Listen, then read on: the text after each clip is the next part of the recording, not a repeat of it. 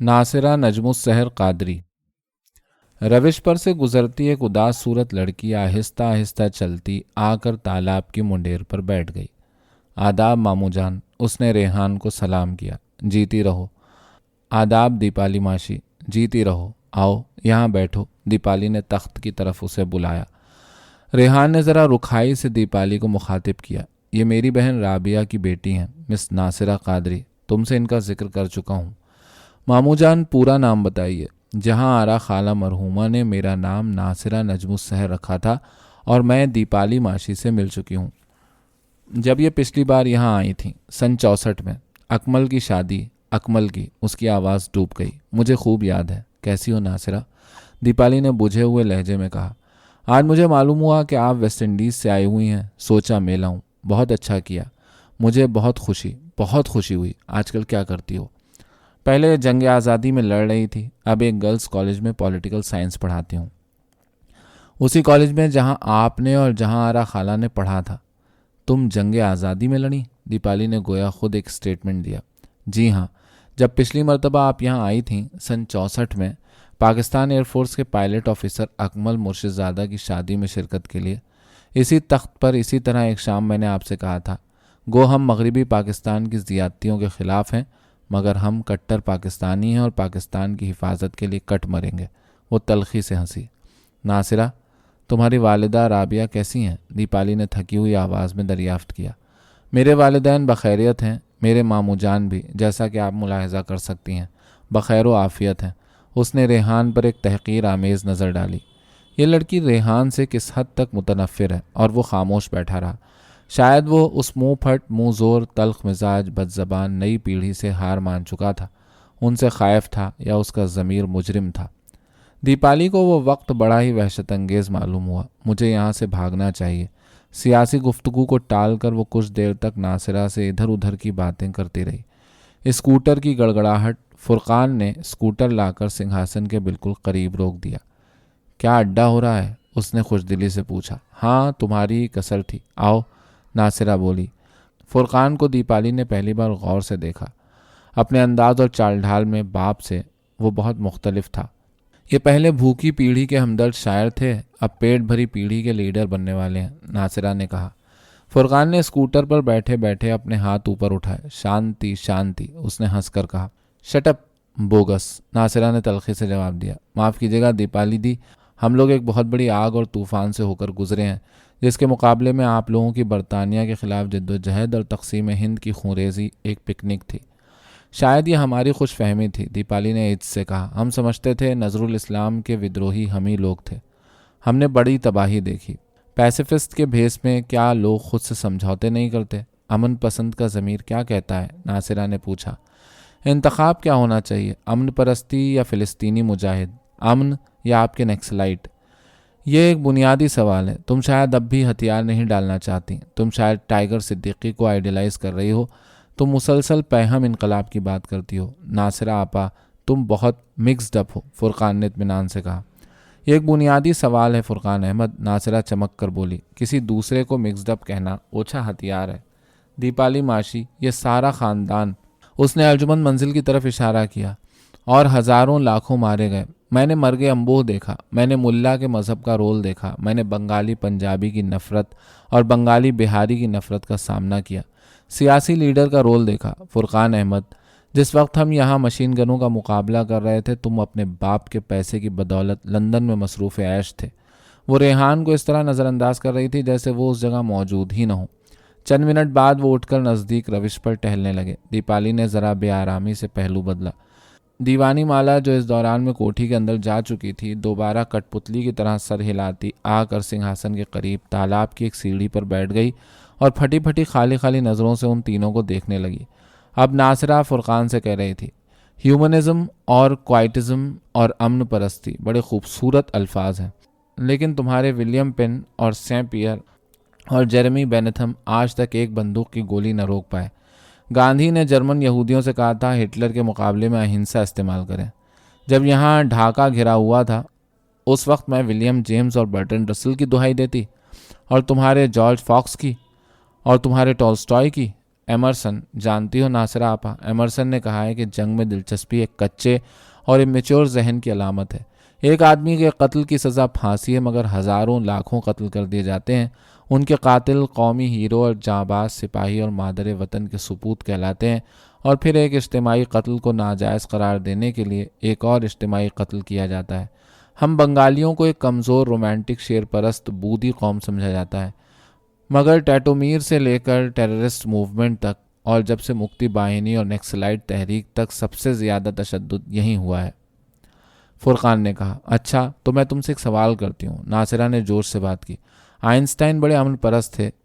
क्या अगर वो इस वक्त ज़िंदा होते तो इसराइली एक्सपेंशनिज़म की मुआफ़क़त ना करते? ज़रूर करते। मगरिब के जितने यहूदी जितने ज़्यादा आलिम फाजिल और ह्यूमनिस्ट हैं, उतने ही ज़्यादा वो फ़िलिस्तीनियों के मुखालिफ हैं। मगरिब में थोड़े से यहूदी इंटेलेक्चुअल एतदाल पसंद भी हैं। दीपाली ने पहली बार बहस में हिस्सा लिया। वो एक मुद्दत बाद इस मानूस खालिस बंगाली अड्डे में शरीक थी, मगर इस ज़बरदस्त जनरेशन गैप का भी उसे शदीद एहसास था जो उस वक्त उसके और उन दोनों के दरमियान हायल था। वो उनसे बहस करते हुए ज़रा झिझकती थी, गालिबन आउट ऑफ डेट हो चुकी थी। माजी के अड्डों का पुराना साथी रेहान अपने ख्यालात में खोया दूर रविश पर टहलने में मसरूफ़ था, और वो भी अब उसका साथी ना रहा था। हर जहनी रवैया क्लास की पैदावार है। अमन परस्ती से भी चंद तबकों का फ़ायदा होगा। आप पहले फैक्ट्री ओनर बन जाइए और फिर अमन का प्रचार कीजिए। नासिरा ने अपने मामू और मामूजाद भाई पर खुली चोट की। फुरकान खुशदिली से हंसता रहा। और अब शायद तुम मजहबी भी होते जा रहे हो, नासिरा ने कहा। मजहब में अमन की असल रूह है, फुरकान ने संजीदगी से जवाब दिया। यकीनन दीपाली आंटी, आपको कुछ अंदाज़ा है CIA ने स्वामियों के ज़रिए कितना बड़ा जाल आधी दुनिया में फैला दिया है? नासिरा आपा, डोंट बी डाफ्ट, फुरकान ने बरतानवी लहजे में कहा। किसी को छींक आई और तुमने कहा यह CIA की कारस्तानी है। और वो कितने कामयाब हैं, नासिरा कहती रही। वो एक मोटा मस्खरा बाल योगी जो अमेरिका में एक मशहूर वेस्टर्न नौजवान इनकलाबी न्यू लेफ्ट का लीडर, उसका चेला बन गया। क्या नाम उसका है, मैं भूल रही हूँ। और चेला बनने के बाद उसने प्रेस को बयान दिया, the revolution is over baby. Nasira आपा, बात यह है कि अब यसू भी मेरा हीरो है और हुसैन भी, और हुसैन की नस्ल के 8 क्वाइटिस्ट इमाम। वो असल में क्वाइटिस्ट थे और चिश्ती सूफिया। अफीम का तुम पर पूरी तरह असर हो चुका है, नासिरा ने बड़े दुख से कहा। मज़हब की अमन परस्ती। मगरिब में दोनों तरफ की फ़ौजों के साथ फ़ौजी पादरी जाते हैं, एक ही खुदा से फ़तह की दुआ मांगते हैं, जो दोनों तरफ के मरने वालों के लिए एक ही खुदा और उसके बेटे से जन्नत तलब करते हैं। इंडिया पाकिस्तान की जंगों में एक तरफ के जवान दुर्गा की तस्वीरें साथ ले जाते हैं, सत श्री अकाल के नारे लगाते हैं, दूसरी तरफ नारा तकबीर और नारा हैदरी। और यहाँ तो सन 71 में दोनों तरफ इस्लामी इस्लाम था। नासिरा चुप हो गई। पलाश के नीचे गिलहरियां दौड़ रही थीं। सामने तालाब में सुर्ख कमल खिले थे। दीपाली को ख्याल आया, अल्बेर काम्यू ने कहा था, इंसान के मुसलसल पहम सवालात और कायनात की मुकम्मल खामोशी। नासिरा फिर गरज कर बोली, कभी चर्च ऑफ इंग्लैंड ने या यूरोप और अमेरिका के कौमी कलीसाओं ने इन जारहाना लड़ाइयों को डिनाउंस किया जो उनके लोगों ने सारी दुनिया में लड़ी? पिछली जंग में पोप ने नात्सियों फिस्ताइयों को डिनाउंस किया, और यहाँ तो हमारा ये पूरा देश ही मौलवियों का देश है। पाकिस्तान के उलमा ने इस जंग को डिनाउंस किया। दोनों तरफ एक से एक बड़े मौलाना मौजूद थे। यास्मीन खाला मरहुमा की मिसाल पेश करूं? क्या मिसाल? फुरकान ने अब ज़रा ध्यान से पूछा। यास्मीन खाला शायद तुम्हारी पैदाइश से भी पहले विलायत चली गई थी। सगुन बगीचे के मौलाना मजीदुल्लाह की बेटी। पहले उन्होंने रक्स अपना करियर बनाया, फिर उन्होंने विलायत में एक अंग्रेज़ फैशन डिज़ाइनर से शादी कर ली। मौलाना मजीदुल्लाह ने उनको आग कर दिया, हुक्म सादिर किया कि कभी उनको अपनी शक्ल न दिखाएं। यास्मीन खाला के अपने लाशऊर में मौलवियत रची हुई थी। उनको मालूम था कि अंग्रेज़ फैशन डिज़ाइनर जेरल्ड एड्रियन ब्लूमेंट से उनका निकाह कतई बोगस था। एक फ़ार्स, एक पाकिस्तानी नकली मौलवी साहब जो दरअसल एक दोस्त थे, और गवाह लोग सब नशे में आउट। तो एहसास जुर्म ने यास्मीन खाला को सताना शुरू किया। फिर अपनी लड़की को अपनी इजाज़त से मजबूरन उन्होंने ईसाई बनवा दिया। फिर वो लड़की न्यूड मॉडल बन गई। यास्मीन खाला को इन एहसास जुर्म ने मार डाला। उनका ज़मीर उनको खा गया। ठीक, मुझको ये सब इस तरह मालूम है कि जब उनको दूसरी बार वेस्ट जर्मनी में हार्ट अटैक हुआ, उन्होंने अम्मी को बड़ा अंदोनाक ख़त लिखा था, मुफस्सल, और आखिर में लिखा था कि राबिया आपा, अगर मैं परदेश में मर जाऊं, यहाँ ना जाने मेरी लाश का क्या हश्र हो। मेरी मौत की इत्तला पर ढाके की किसी मस्जिद में मेरी गायबाना नमाज जनाजा अदा करा दीजिएगा। अच्छा, तो मौलवियों ने यास्मीन खाला को माफ़ ना किया, लेकिन जब यहाँ की हज़ारा लड़कियाँ रेप हुईं, सैकड़ों को मजबूरन तवायफ़ बनना पड़ा, तो आलम इस्लाम के किसी मौलवी ने कुछ ना कहा। नासिरा चुप हो गई। उसका चेहरा तमतमा रहा था। ये लड़की असल बागी है, विद्रोही विद्रोही। हम लोग शायद इस हद तक बागी नहीं थे, दीपाली ने सोचा। विद्रोही? और आपको मालूम है दीपाली मासी, लोगों को किस तरह मारा गया? उनको अस्पताल ले जाते थे, वहां कुर्सी से बांधकर उनके जिस्म का सारा खून निकाल लिया जाता था। दफतन वो ज़ारो कतार रोने लगी। And women must weep, Deepali ने दिल में दोहराया और खुद अपने आंसू पोंछे। तो फिर क्या मैं न मारती? मैंने भी कोमिला में अपने पिस्तौल से एक पंजाबी फौजी सिपाही को गोली मार दी, और उसका झांकनी का कर्ब, उसका तड़पना और उसका मरता हुआ चेहरा मुझे बराबर ख्वाब में दिखाई देता है। वो रोती रही। क्या करे इंसान, कहाँ जाए, किस तरफ जाए? उसने आंसू खुश करते हुए पूछा। नासिरा आपा, फुरकान ने आहिस्ता से कहा, मैंने लंदन में एक बहुत पुरानी बरतानवी फिल्म देखी थी, लर्जा खेज anti war film, paths of glory, पहली जंग अजीम के मुतालिक। उस जंग के ज़माने का एक गीत लिली मार्लिन दोनों तरफ मकबूल था। तो दीपाली आंटी, इत्तेहादी सिपाही एक जर्मन लड़की को पकड़ लाते हैं और उससे लिली मार्लिन गवाते हैं, और गाते गाते वो रोने लगती है और सिपाही खुद भी जज्बाती हो जाते हैं। और फिर एक शायद 9 उम्र बरतानवी सिपाही है जो बहुत खौफजदा है, और वो मोर्चा छोड़कर भाग जाता है और उसे पकड़कर वापस लाते हैं। भगोड़े की सज़ा मौत है। वो बीमार पड़ता है, उसे फील्ड अस्पताल में दाखिल कराते हैं, उसका इलाज करते हैं। जब वो ज़रा बेहतर होता है उसे स्ट्रेचर पर डालकर मैदान में लाते हैं। स्ट्रेचर समेत नौजवान को एक खंबे से बांध देते हैं और फिर फौजी कानून के मुताबिक उसे गोली मार देते हैं। रेहान वापस आ चुके थे और गुलाब खास के नीचे खड़े किस्सा सुन रहे थे।